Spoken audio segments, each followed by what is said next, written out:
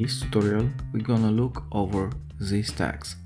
These tags are useful when wanting to place a text over an image, and they are built to overlap the children one over another.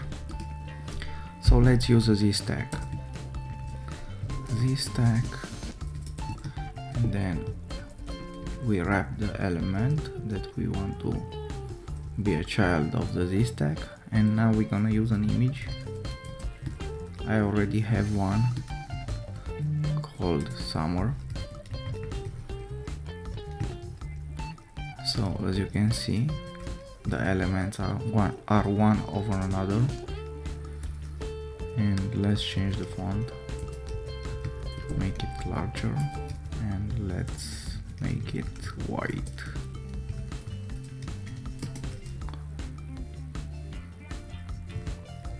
So basically this is how you use these tags to overlap views one over the other. See you in the next tutorial. Bye.